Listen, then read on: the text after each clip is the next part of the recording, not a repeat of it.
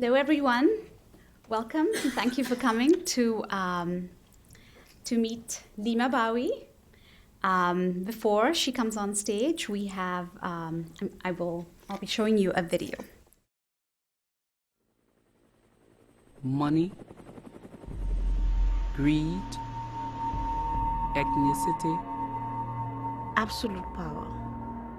there is nothing that should make people do what they did to the children of Liberia.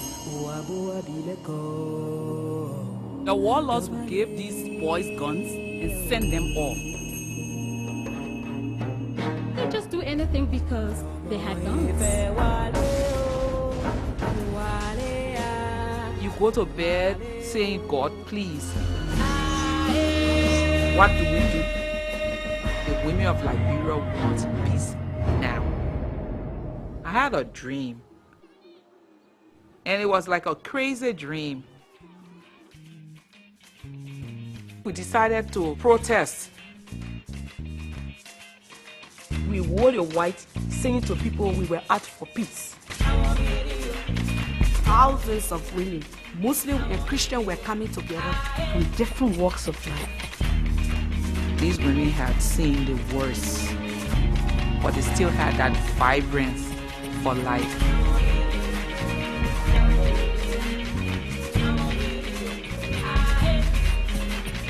And we said, well, if I should get killed, just remember me that I was fighting for peace.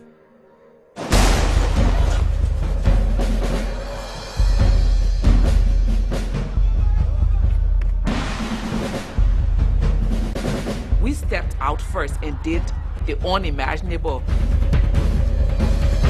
To send out a signal to the world that we, the Liberian women, we are tired of the killing of our people. We can do it again if we want to.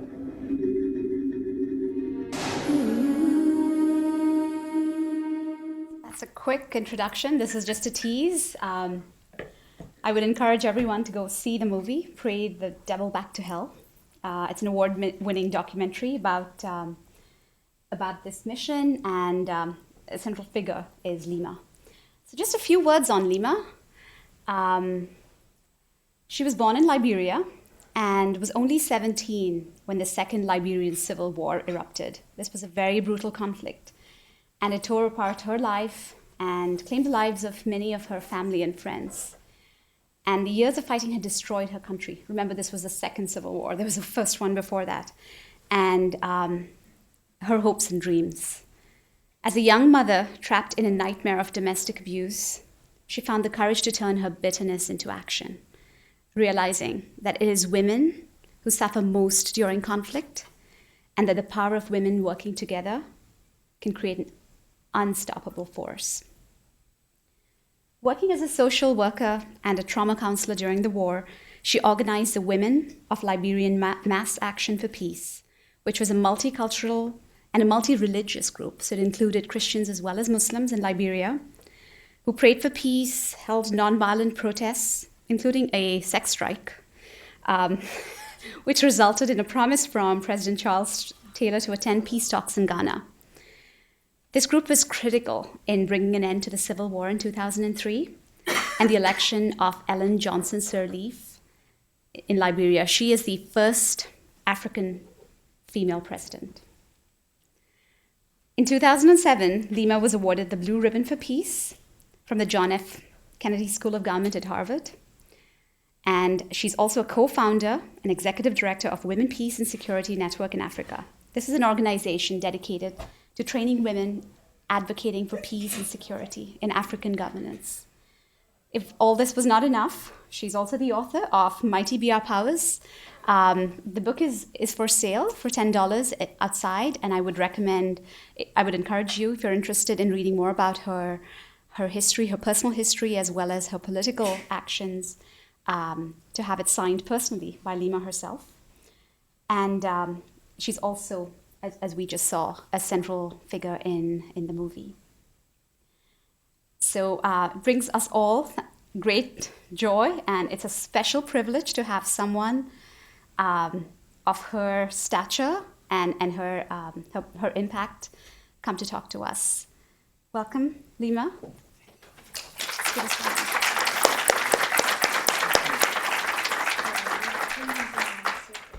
Can you guys hear us? Hello. Thank you, guys.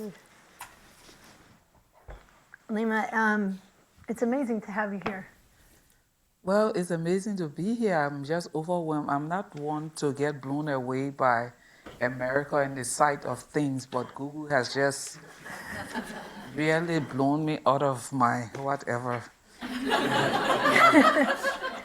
We hope it can be helpful. Well, it is. Good. You've done extraordinary things. There's, the people who've written, not only your book is incredible, Mighty Be Our Powers, but just looking at some of the comments in the back, and the one I just wanted to call out Archbishop Tutu's quote. And he says, Mighty Be Our Powers reminds us that even in the worst of times, humanity's best can shine through.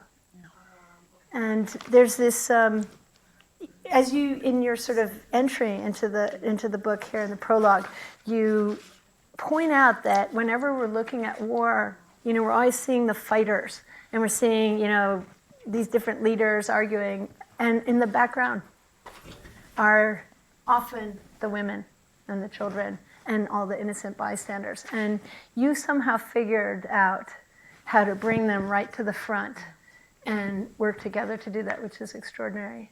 But before we get there, I wanted to start earlier. Not that many people are familiar with Liberia in detail and how some of these conflicts started and what happened. And also, I love the beginning of your book because you started at a peaceful time. Yeah. With your family and your parents, and who are just sound extraordinary. And so, could you talk a little bit about that time? Well, first, besides being blown away by Google, I'm happy to be here. I'm really honored. I've been sending text messages to my partner, who's a tech person, to say you're really missing because this is heavenly. I grew up in Liberia, and Liberia is a country that many commentators of history will tell you the history of Liberia in itself is conflict. The history of Liberia starts from 1822 at the arrival of the free slaves from America. There is nothing before about the indigenous people who lived there. So you hear from the beginning, any book you read, Liberia was founded in 1822.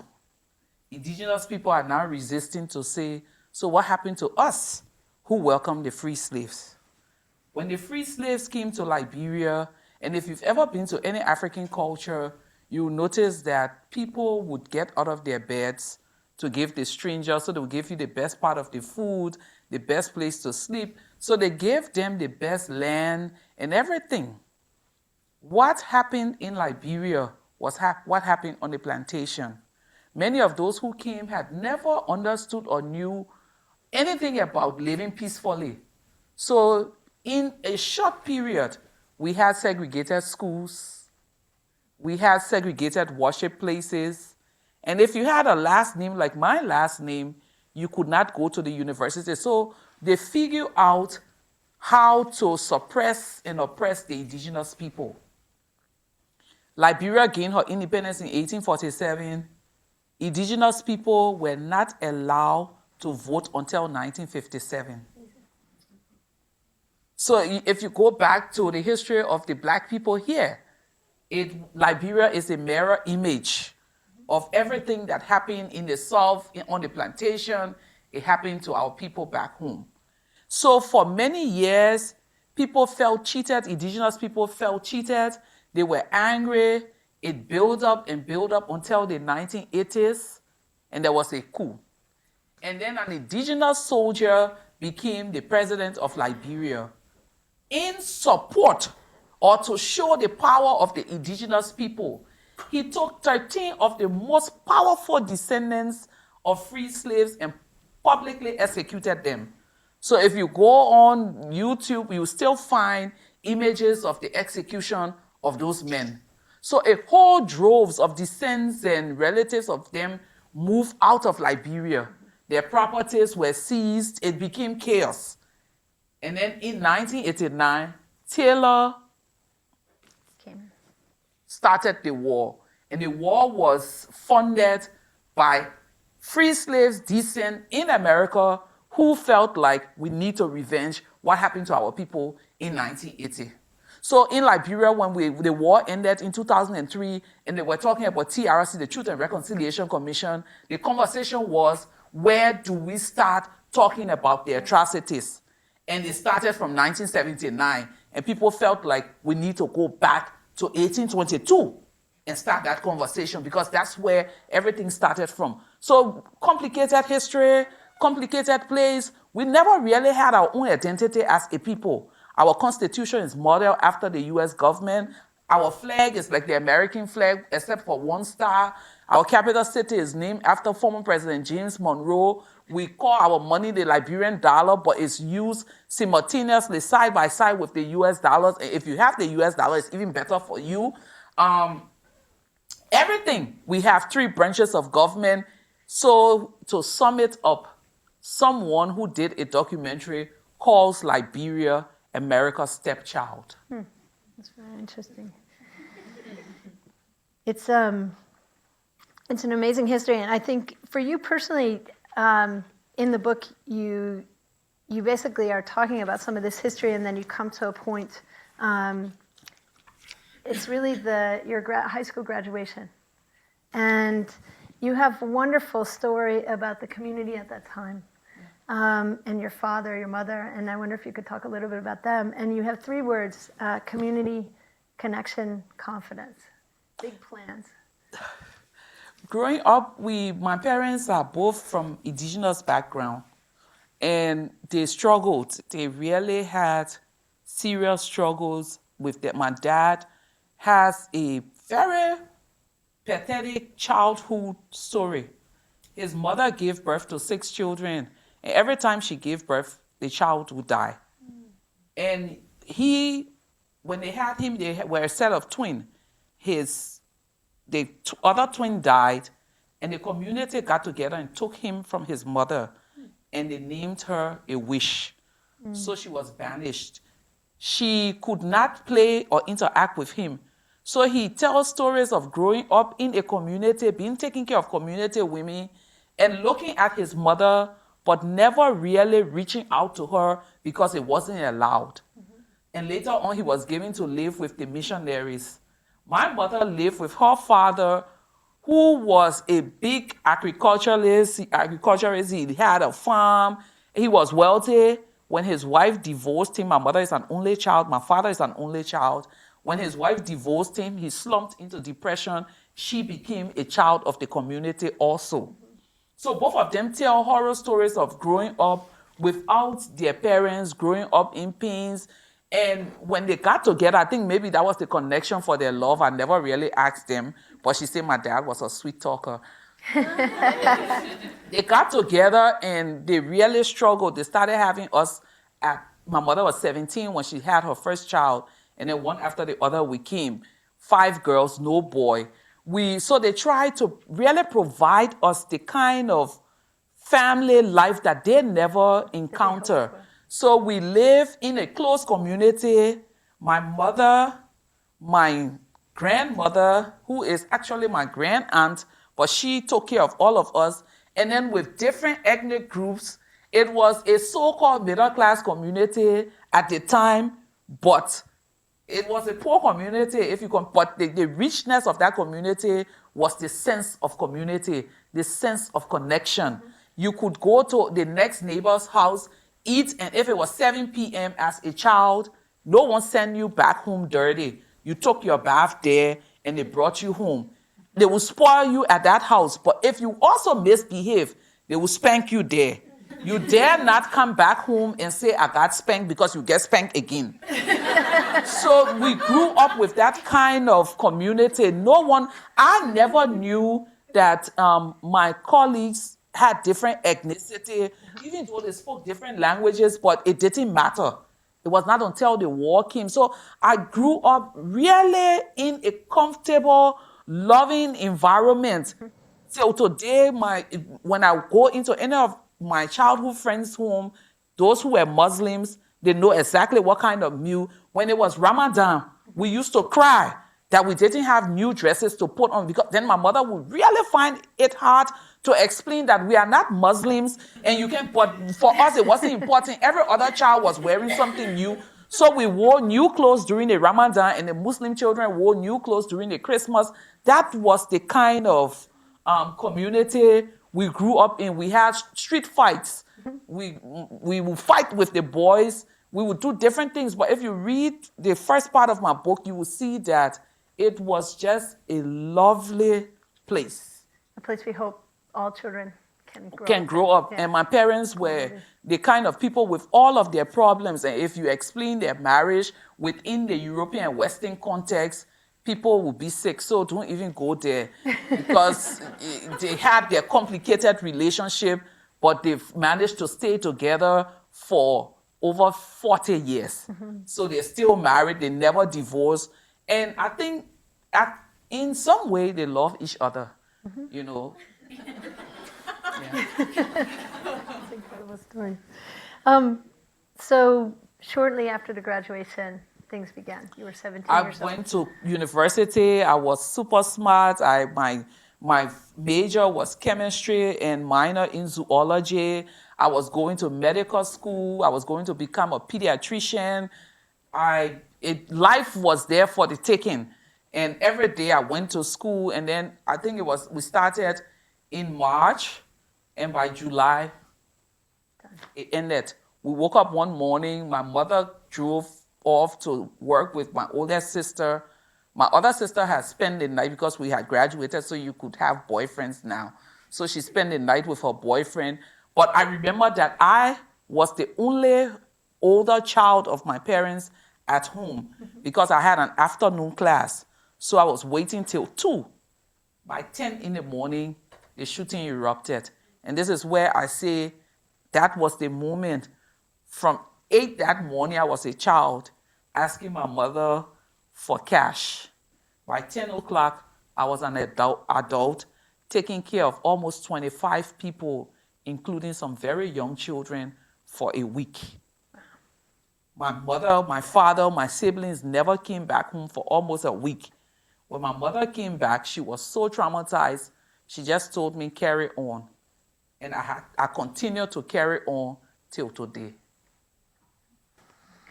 Can you tell a little bit about there was a story you told in New York that I heard you talk about when you left, and some of the community, bringing the community with you, and especially the teenage boys, and how teenage boys are treated, and what was going on with sort of that group of... In 1996, I was with my kid's father, and he wasn't the best love. So for weeks, he wasn't around. And at this time, you had your older son? How many children? I had 2.5. Okay. Because I was pregnant. Yeah. Leymah has 6 children. Yes. The oldest is 18 and in university here in the U.S., and the youngest is 2. Beautiful little girl.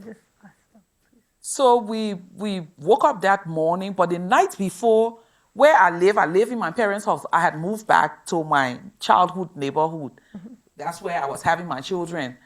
And I lived in that house with my uncle, my aunt. They had 3 children, and I had my 2 children. So we were there, and my cousins, group of boys, and all of their friends lived in the back in a little outhouse.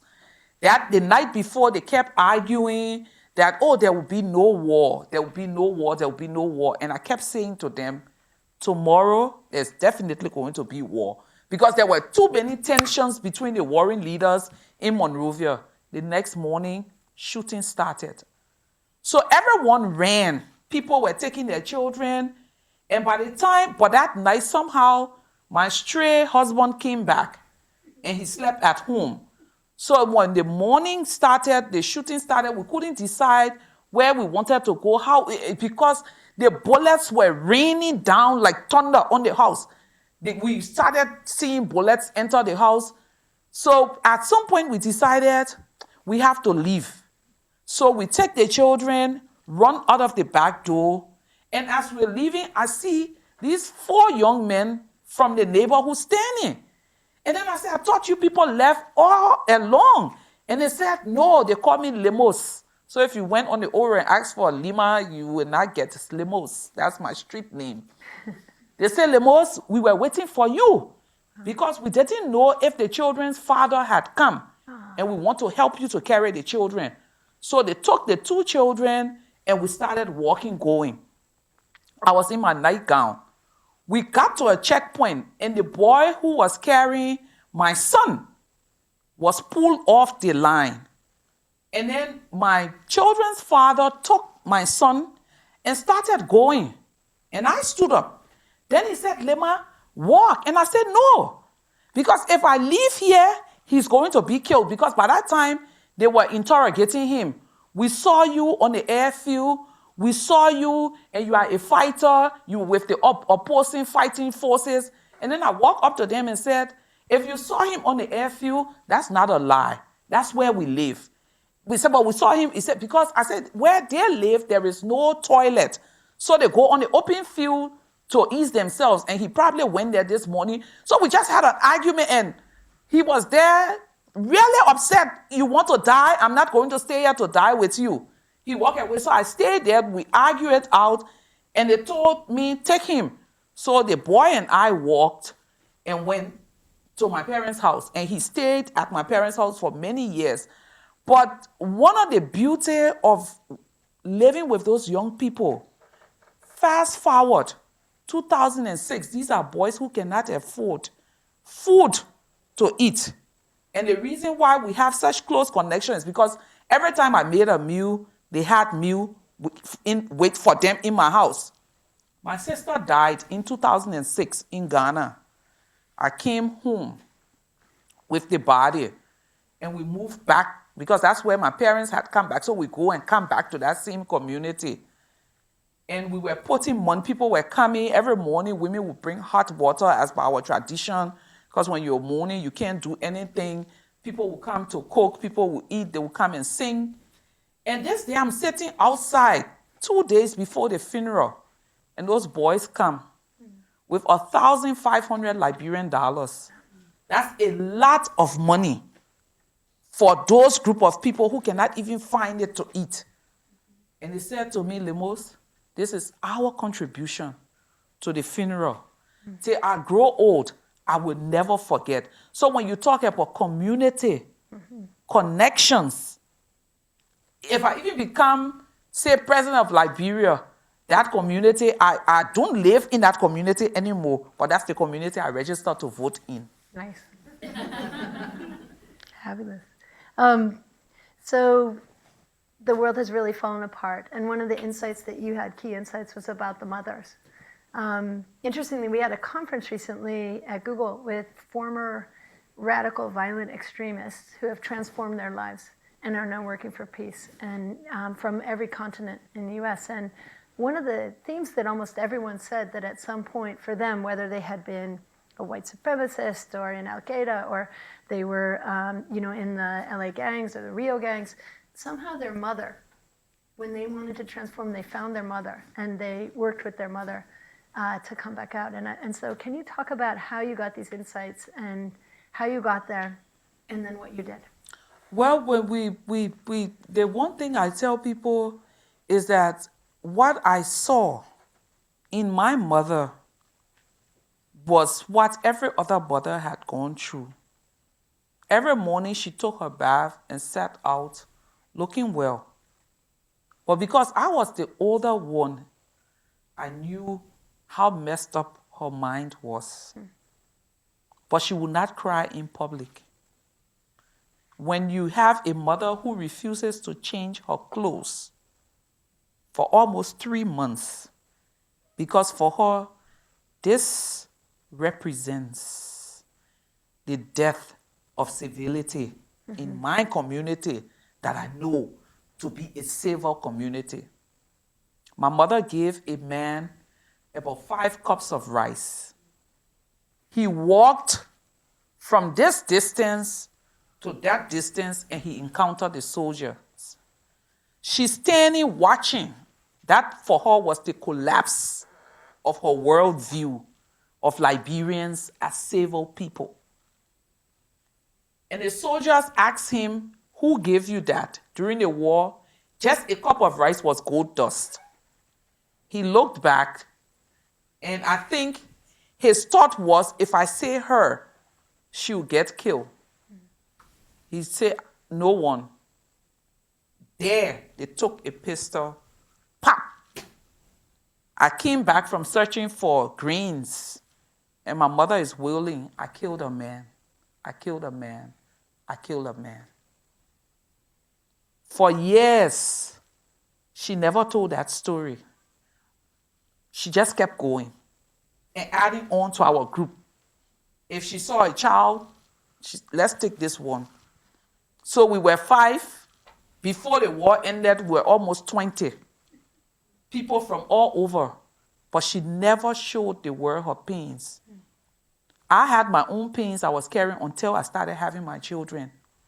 When I started doing the work with the women, I realized that they too had their pains. But the one thing that was, for me, a revealing thing that really made me to step up the work that I did was that even in their pains and their sufferings, these people were still keeping society going. Right. Their communities were still functioning. Their children were still eating. They had some kind, a form of strength that we needed to build on, a form of energy. So by the time we started engaging them in peace work, I didn't have to do anything. I can't take credit for anything because they had ideas. This is what we should do. This is what we should do. They wore me out with their ideas. So when we started protesting, for me, I appreciate Pray the Devil Back to Hell. I appreciate this memoir. I appreciate sitting here at Google. But I never imagined that what we did would even be on a screen, let alone me in this place speaking. It wasn't for anything. It was our survival strategy. It was our survival tactic. So even till today, it's almost like a dream to me, coming to all of these places, meeting all of you people, because I still feel what I do. And the women in Liberia share that, the women in Congo share that. What we do in our communities is survival. So when we came together, we had the energy. We protested. If you wake up in the morning, you as an American, I'm sure all of you have a bank account. Some have insurance because you are certain of a tomorrow. Mm-hmm. We had come to a place where we were not certain of a tomorrow. Right. And when a community gets to that place and you have children, you start to ask yourself, what future, or is there any future for them? We as mothers decided we'll put our broken bodies out there and protest for peace. 2 years we protested.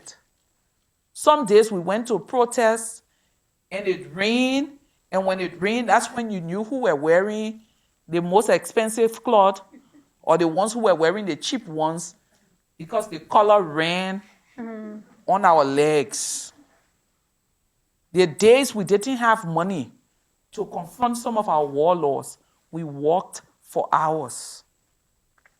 We went to the fighters, and one of the things till today that those fighters will always say, you are people of your word. And that's the difference between women, peace builders, negotiators, because even if it would kill them, they would stick to their word. And so when we started engaging the fighters, especially when disarmament failed in December, they were telling each other, you can count on them. If they say they are coming back tomorrow, they will come back. So if we woke up the next morning and we had promised a group of fighters that we were coming and we didn't have money for transportation, we walked. But like you rightly said, all of those men, all of those violent offenders, they look back, 2 things flash past their minds. Even when we're destroying, these are the people holding us up. Mm-hmm. Even the gang members, after they go out and do everything, they come home, their mothers are there. And they are the pillow of strength. That's the first thing. The second thing, if I decide to go through a process of transformation, if no one believes that what I'm doing is true or sincere, this mother will believe me. And she's always there to give me a second chance. So those are the things that probably make them come back to us and come back to us and come back to us. You had a wonderful expression that your mom used about I'll tie my middle. Can you say a little bit about that and what she said? My life had taken a dip. Like many of us, and it's nothing that you can compare to anyone. I was at a place where every time I shook, a baby dropped. It was just terrible. And then I was in this abusive relationship that I had finally gotten the courage to step out of. But I slept all day. I became a bum. That's how you call it here, right? Sleeping, not wanting to do anything. So I was a bum on my parents' couch. And then this night we were sweeping. And she said she had my third child on her back. And I was pregnant with my fourth. My dad would call me a baby machine, that he was disappointed in me. And he was really disappointed because of all of his children. I think because he knew how smart I was, he felt like I was going places. So when my life just deteriorated to having children and staying in an abusive relationship, he was very bitter. And he made some very horrible comments at me. I forgive him now because there's nothing else I can do. He's dependent on me. Comes back around full circle. But he's old, so I have to take care of him. That's what I've been taught to do. Right. And I don't hold anything against him because in hindsight, having my own children now, I would do the same thing. Maybe even worse. But this night, we're standing out and we've swept the grass and put it in the drum, and it's like a bonfire.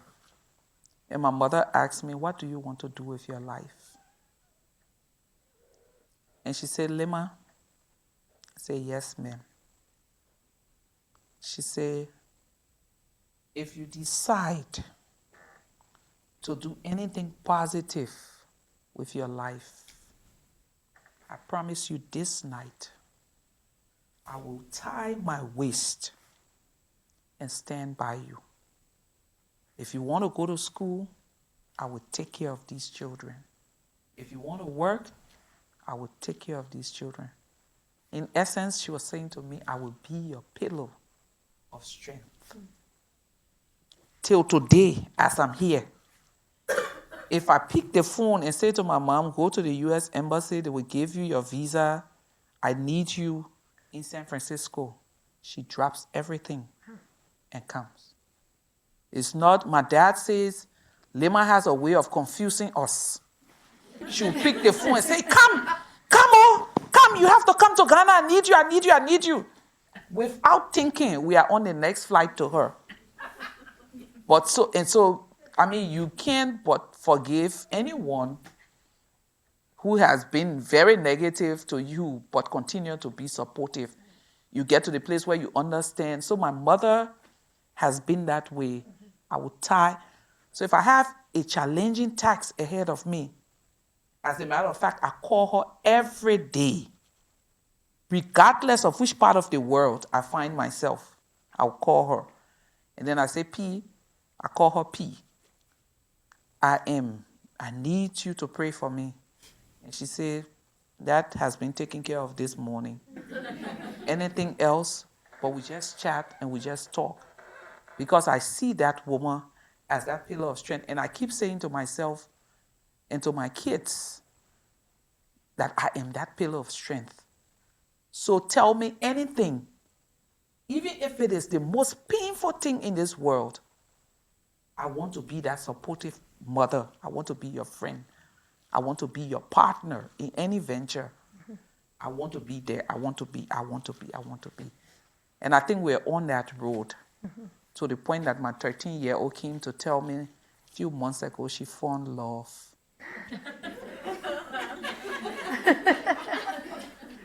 And then I went, Jesus, Jesus, Jesus, give me the strength not to box this child. So I said, well, let me think about it. And then I came back to her and said, the love you found have earned you an all-girls boarding school. And they're going to cut your hair. A few weeks later, she said, Mama, you know, I don't think that love is worth it. I've let him go. I will do it some other time. Keep going. Fabulous.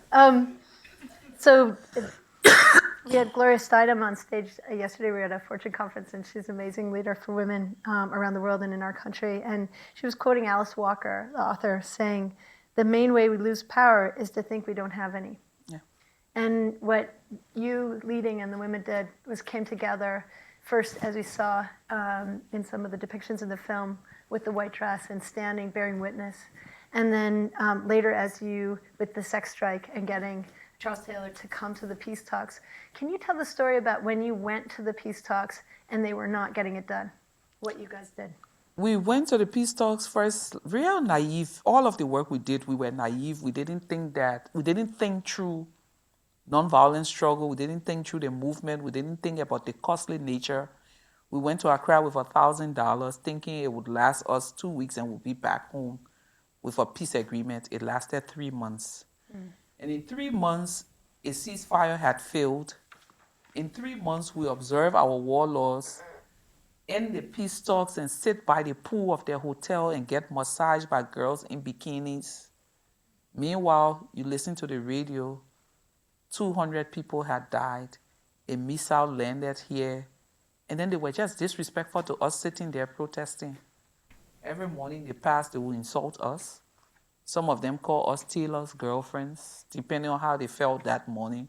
Some of them called us. So we had gotten to that place. I had gotten to the place where I had lost every confidence I ever had in nonviolence, because I got to the place where I started questioning myself. What good is sitting here? The ones who are committing the evil, they are being protected, they are being paid. We can't even find food. We were 10 to a hotel room. We didn't have anything. And these people were coming with siren cars, bodyguards.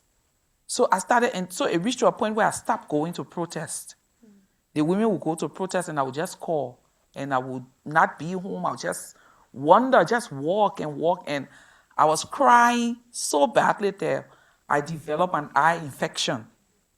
I just cried. And I was very angry.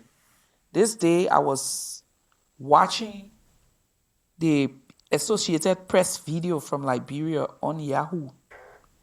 And they showed 2 little boys who had woken up that morning to brush their teeth.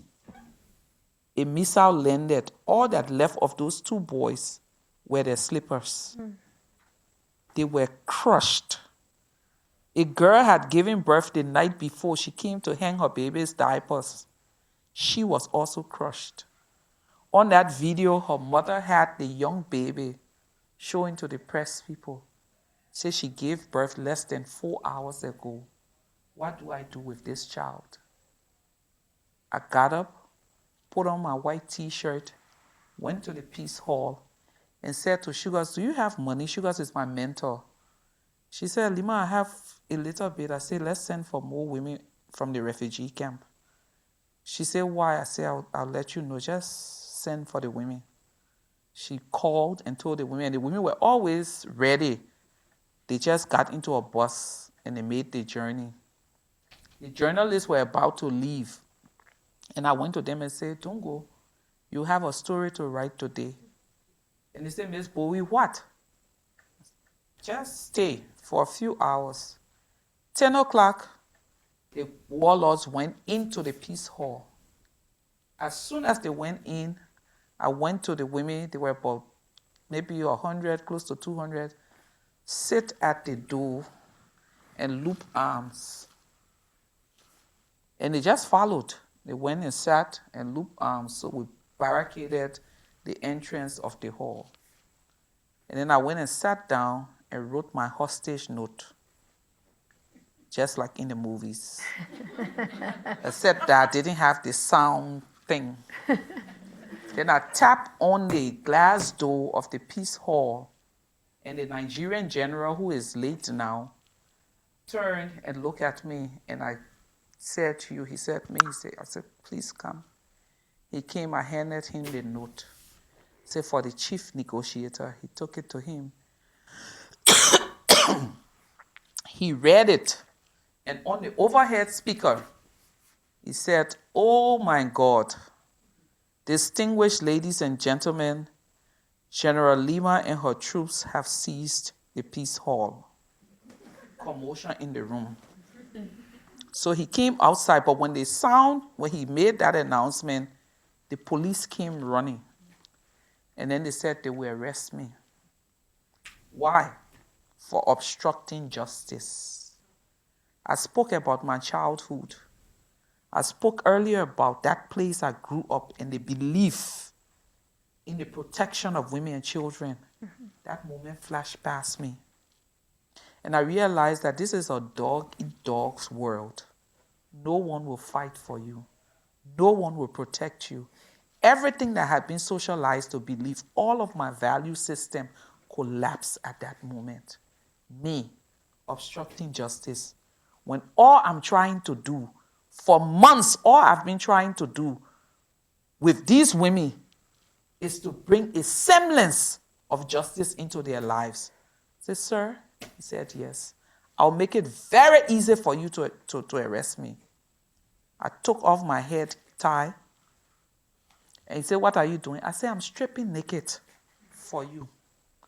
When I was taking off my wrap, this Liberian man came and grabbed me and said, don't do that. But as he grabbed me, all of the security men had fled. Those who were arresting me, because they didn't want to be in the face of bad luck. The men who were arresting me came back to say, send your women to the windows because the delegates are jumping out of the window. So we had to send women to the window to seize that side of the window. But after that act, we went in the room, they negotiated with us, and there was a feeling of emancipation. We had been begging for peace, and now they were negotiating with us. Yeah. Oh man, that was a good feeling. So we came back and said, yes, we will let them out of there, but these are our conditions.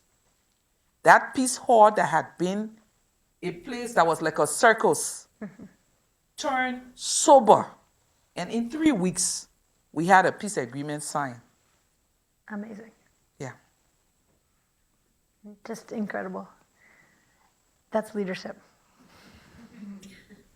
So the war ended and things transitioned. And so I'd love to come, before we open up to questions, to what you're doing now. I mean, 75% of the Liberian infrastructure was destroyed. And so the election...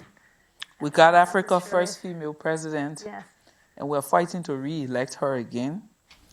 Now my work, I've taken it out of Liberia and into the region. Great. I run an organization called the Women, Peace and Security Network Africa. One of the things we came to understand after all we did in Liberia was that there's no way you can talk about peace without the whole issue of security. And there's no way you can talk about the conventional form of security without looking at the human security aspect. Right.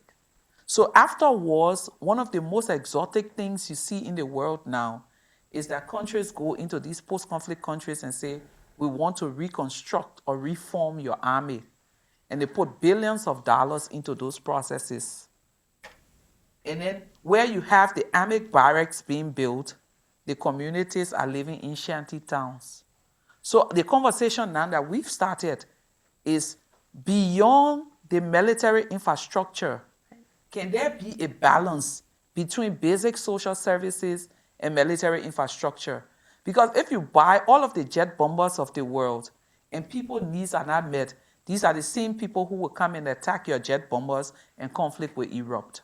So we started that conversation. Beyond that, we recognize that our work, my 13-year-old at 12 told me once, Mama, your work is all about you and your friends talking to each other.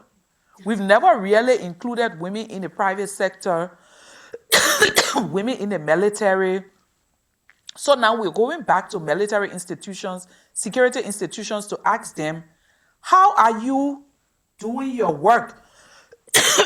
Excuse me, how are you doing your work that women are not seen in the leadership? So, for example, in West Africa, Sierra Leone has the only woman brigadier general in all of the armies in West Africa. So we're asking these people, how are you doing your work? And then we're asking the women, how are you surviving? And how are we outside? How can we help you do your work easier? So how can we connect rural women with military women, young girls with military women, so that there is not this misconception about security, that security is out there and community is down here, and security is there to trample on community. We want to start a whole new conversation about how security is negotiated. The second part of our work is leadership. We do leadership for girls.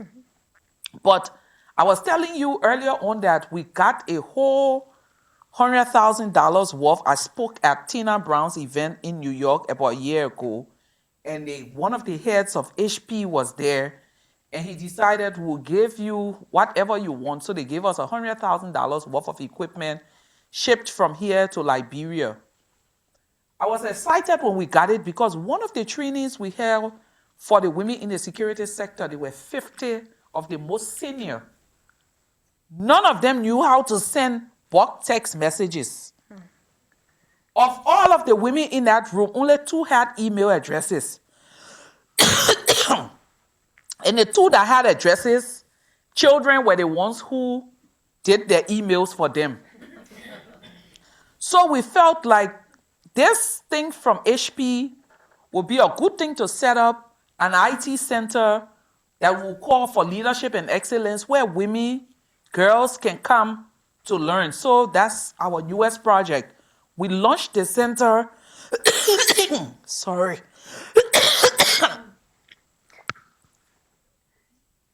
I've seen this happen to white people, not me. One thing I'll tell you where you collect we were able to do internet camp in Monrovia about 2 years ago, and so I'm excited to hear that the center is there because we met extraordinarily talented techies, our Google kindred spirits there, and so we will make sure that we interconnect them and bring them. Definitely, because I have no idea. My work is protest, my work is women's issue. I took out my iPad because I was at Google and wanted to feel like I'm part of you all. But since I bought it, I don't know the futures. I play Scrabble and check my mails. That's it. I didn't buy it. I got it as a Christmas present. So the IT center is set up. And right now we're at a place where my partner is an IT person. And he is our consultant because I had no idea. So he helped me through the whole negotiation with HP. So we're now having a conversation on how we want to run that place. Beyond setting up emails and all of the different things, my take is that we will go into the public schools and get girls, train them on the weekends so that when they're leaving high school in September of next year, each of them have a basic knowledge of using the computer. That's how I see it. We're also bringing women from the Sierra Leonean Army to pair them with the Liberian Army to train them at that center. How it's going to be done, I don't know. All I know is that the Norwegian government has given us $8,000 to bring these women from Sierra Leone to Liberia. What will be the content of the training? Please don't ask me. So we do that work, and then we have something called our Girls in Leadership Project. We work with girls in the community. We have something called the West African Women Policy Forum that we partner with another group. Every year we bring a think tank of women from civil society, government, and the regional economic community so that we share our experiences around women's political participation. As I speak, this year, as part of our convening for the last 5 years, we've organized the first ever West African Women Elections Observers Mission. Fabulous. So those women are now in Liberia to observe the elections. But what they are observing is not the conventional thing. So they're observing how women are treated during the polls, pregnant women, if they were given preference and all of those different things, that just to see how are elections conducted in Africa that either turn women off from going to the polls or encourage women to go to the polls. The final thing we do now, we have something called Youth Security and Development with the Ministry of Youth and Sports. And under our Youth Security and Development project, we are looking at youth justice and accountability. The problem with West Africa now is the youth bulge, no jobs. Violence is their first take. So we want to really start talking, working with these young people, start having conversations with them to really see where can we take it from here to there. And I would really, really love to see, I know that Google has been back and forth to Liberia. What has come out of it, I don't know, because I don't even have a Twitter or Facebook account. So this is just to say, I don't have a Gmail. I'm so embarrassed. We'll get you one. So, but just to think about the youth, think about technology, think about where the world is, and what kind of assistance, not just for Liberia, but for other countries that are emerging out of conflict. Because where the world is now, if these young people must get jobs, they have to be able to do some of the things that the little children in this country can do. So basically, that's the work that I do. Beyond that, I get invited to places like here to shoot my mouth off, to talk about how the international community is failing miserably in building peace.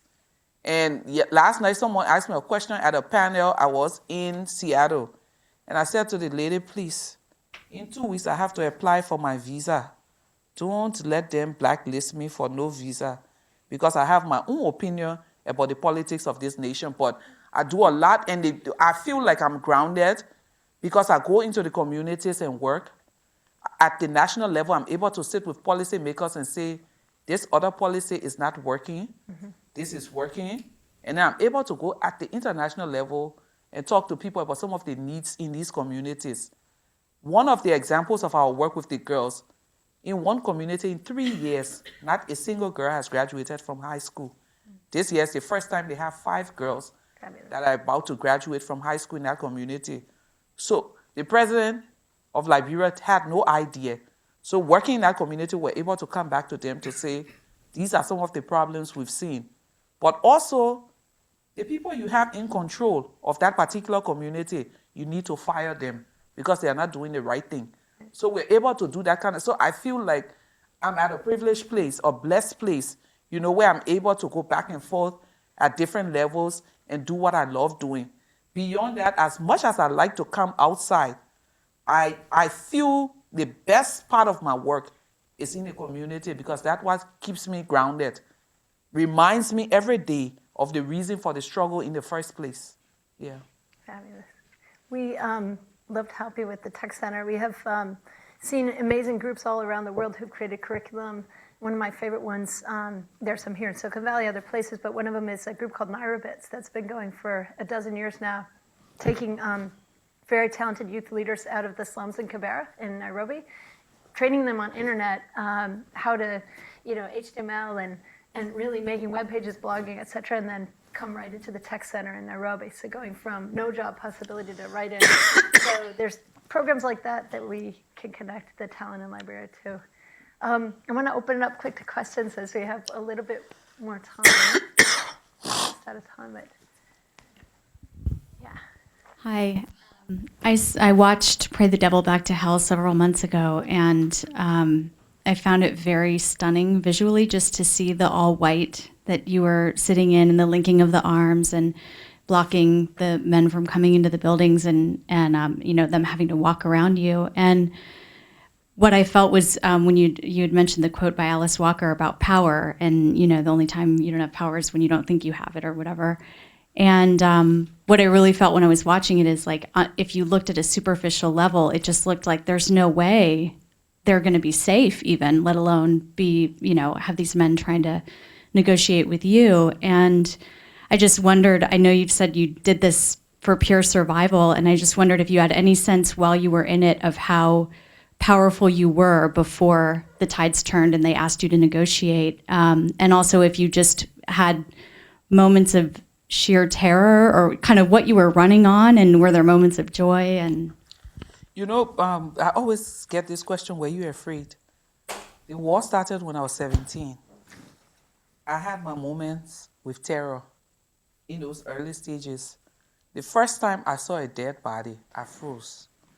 By the time I was 31, I could walk over a dead body without a second thought. So I had become immune to anything called fear. That was the first thing. The second thing, whether I felt powerful, when we started the protests, there were little things that made me gradually, over time, recognize that people feared us. Small things that would happen. We went to Parliament, and the Speaker of Parliament and I got into a confrontation. And we came this close to having a fist fight. The women came between us. No one arrested me. I checked that. The following time we were seated on the airfield, he came and said, he sent his bodyguard to call me that he had a message from the president. And I told the bodyguard, go and tell your boss I'm in my office, he should come and see me. He got out of his car, walked to me, checked that. We went to Accra, and the warlords from the other warring faction had come. And the women went to meet him, and they knelt down. And I saw a total change in his expression. And then he became insulting. I told him, get up, get up, get up. And then I looked him straight in the eye and told him, you fool, you will never get us to kneel down before you again. Whenever we have to talk to you, we'll talk to you at this level. And then he said, you will get nothing from me. I said, let's see. We went back to a meeting, and we decided as women, no more. We kneel before any man to appeal for peace. So gradually, we learned those lessons, and gradually, we knew that people feared us. And gradually, our confidence in what we did grew, and our confidence in ourselves grew. My dear, someone says that injection that the women took, they wish we had a way to undo it, because it's too much for the Liberian people now. Other questions?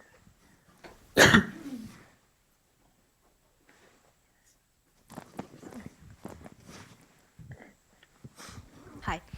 So my question is that I noticed that in the press, especially here in America, what really got covered was the fact that the women were withholding sex from the men. And if you watch the documentary and the book, it doesn't really play that big of a role. And so I'm wondering how you felt about that. Well, this country, the sex industry keeps the financial wheel turning, if I may put it that way. And I'm on YouTube. Oh my God.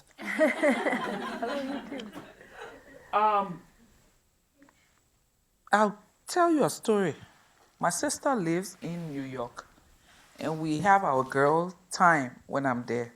So we're flipping through the pages of a magazine and imagining that we are big shots now. And there's an advert in this magazine of a watch, a wristwatch. And there is this young man in his underwear with the wristwatch on his thigh. And then I said, Fata, which part of his body is going to wear this watch? She said, I don't know. I say, is there a new way of wearing watch in America? Because I don't see the correlation of a young man with everything showing and a watch on his thigh. Please tell me that there is not a new way of wearing watch in this country. And that image is what people will go with. Someone wearing a silver watch to that other side. But that was what it implied. Mm-hmm. So anything about sex will sell. So people will ask questions, and sometimes I think one of the reasons why they will ask a lot of questions about the sex strike is not because sex also sells, but because the thing is, the image of African women is that we're weak and we're battered most of the time, and we have no control over our bodies. So how can you be withholding sex when you are the slaves of your men? So it's like, this doesn't really, but the image is not always what it seems. And yes, we did start that strategy. It didn't last in the urban areas very long for many reasons. But in the rural areas, the women were more strategic. They invited their husbands to the church and said, we're on a journey to peace building. And this journey is going to entail fasting, praying, and different actions. And the act of fasting is the act of denial of the pleasures of food, sex, and all of these things. So we are appealing to you that as we fast, we cannot engage. And those men were the ones who were being killed on a daily basis. They wanted peace also. So they agreed. And for months, they did not have sex. These women were not having sex. They didn't go with, we are on a strike, but they were on a strike. The day we ended the protest 2 years later in one of the communities, because we went all around the country to launch the protest, and we went all around the country to end the protest. So when we ended in one of the communities, we were about to end the program, and then the woman came to me and said, no, and there is a final presentation. We see these old men, chiefs, rural men coming with flowers. Some of them had gifts wrapped. And they were calling their wives one at a time and telling them, thank you for bringing peace. And one of them leaned over to me and said, it's all about the sex tonight. Because the gifts was like, the fast is finished, the war is over now, we can do something today. But yes. But also, just to come back as someone working with young people, the use of the media and that overall objectification is destroying not just this country, but our country as well. Young girls now think their bodies starts from here, and here. It's not there. It's not there. When I was growing up, we made candies to sell. If you look at the pictures in this book, you will see me selling donut as a refugee in Ghana. Today, not many refugee girls are interested in selling donuts. Why do I want to sell donut when I'll make $2, and if I sell myself, I can make $20?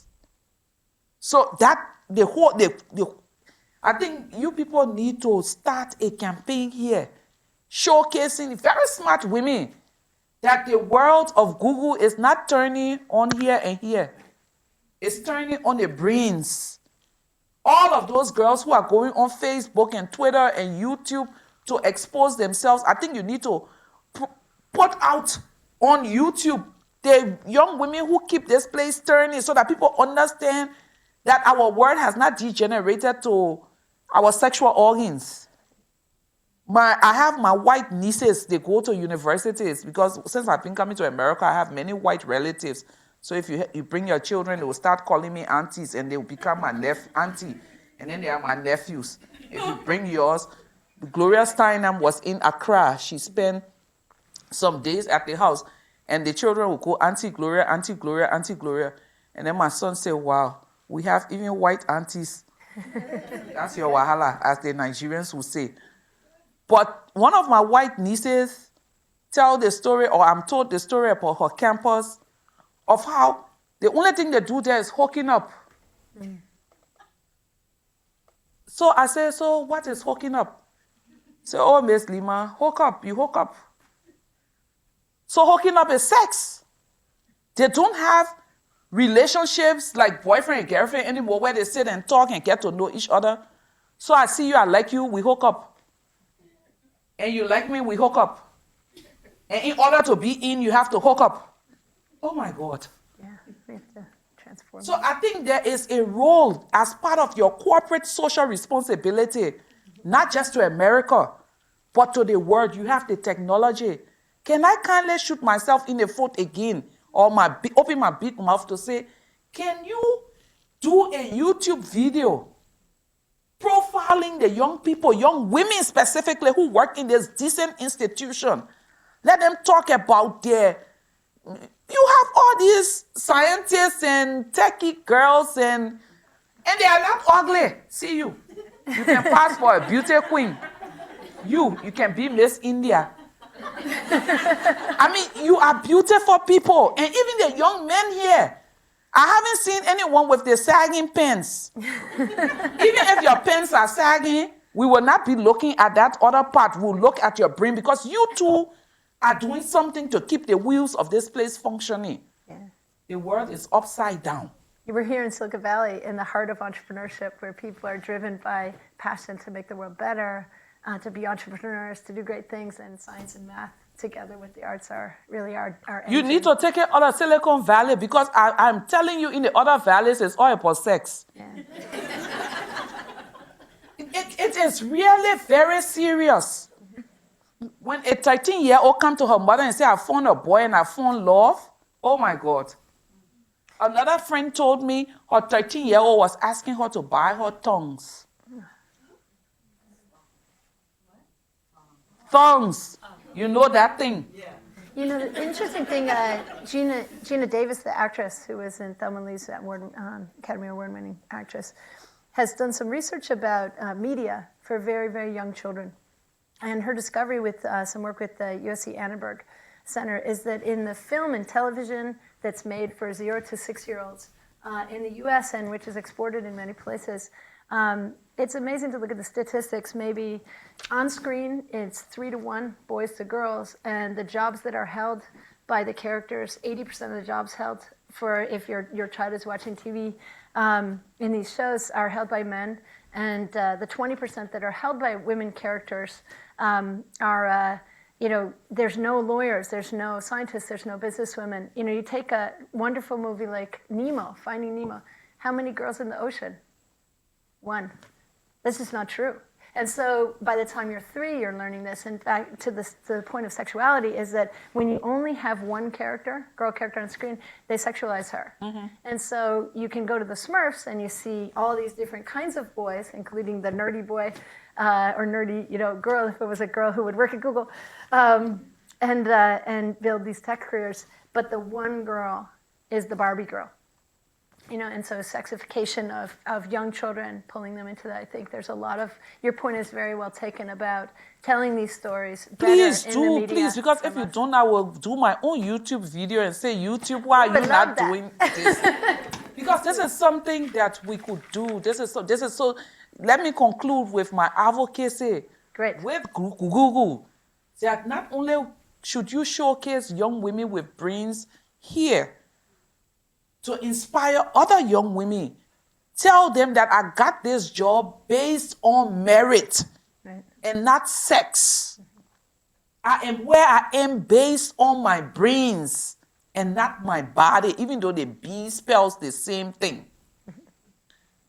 And then reach out to other communities. Can you girls in this place start your own revolution beyond Silicon Valley and start showcasing yourself? Someone asked me, if you met Beyonce, what will you do? Will you ask her for an autograph? I said, no.